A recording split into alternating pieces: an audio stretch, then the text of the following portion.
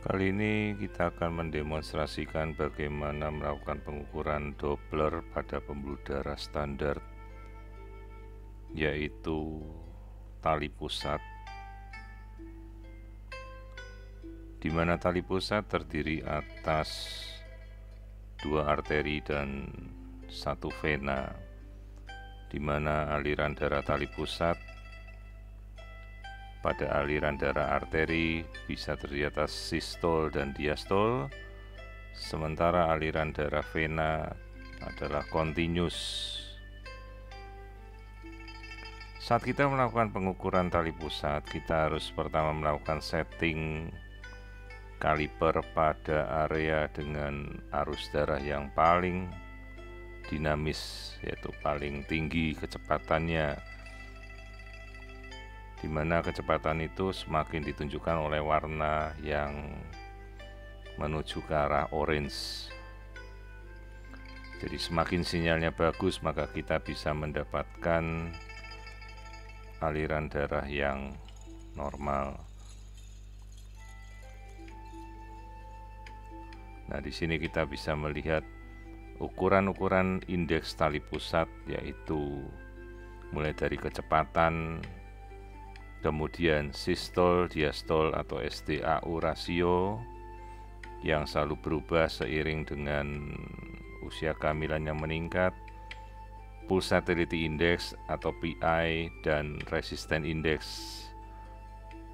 Juga kita bisa melihat kecepatan, dan di situ bisa kita melihat detak jantung dari janin. Jadi sekali lagi di sini kita bisa melihat pada tali pusat, aliran darah vena dan aliran darah arterial. Kemudian kita bisa ukur indeksnya.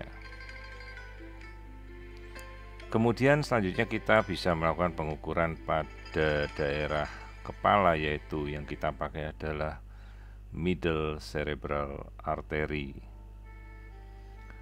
di mana karakteristik dari middle cerebral artery pada circle of Willis ini adalah arus darah dengan kecepatan tinggi dengan resistensi indeks yang tinggi.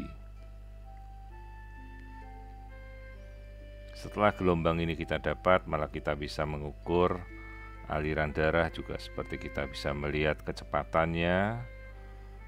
Ini juga mencerminkan apabila terjadi kondisi anemia pada janin, ditunjukkan oleh kecepatan aliran darah di atas standar deviasi rata-ratanya.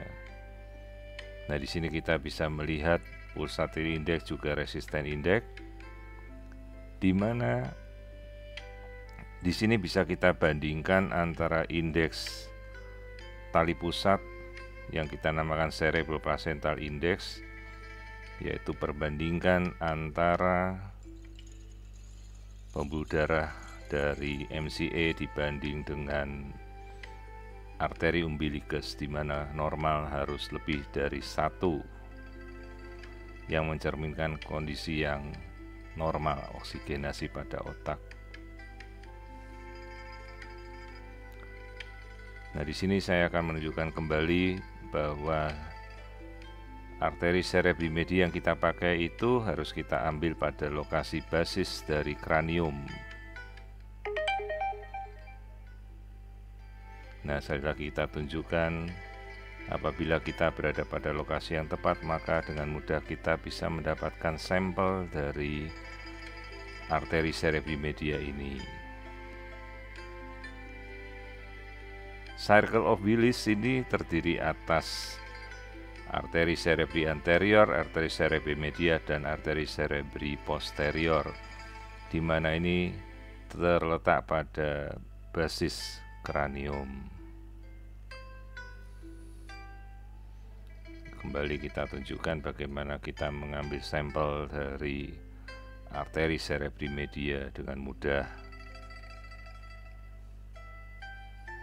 Jadi karakteristik dari arteri cerebri media ini adalah arus darah dengan indeks resistensi tinggi, di mana dia selalu ditujukan untuk memenuhi aliran darah di otak terlebih dahulu, karena ini bagian paling penting dengan oksigenasi yang harus cukup.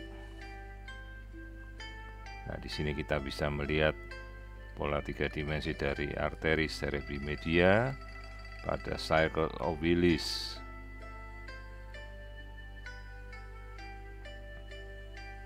Jadi kita ambil posisi pada basis kranium.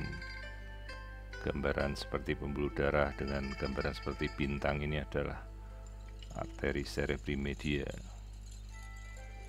Jadi demikian kita bisa memperlihatkan bagaimana kita mengambil aliran darah Doppler dari umbilicus dan pada cerebri media.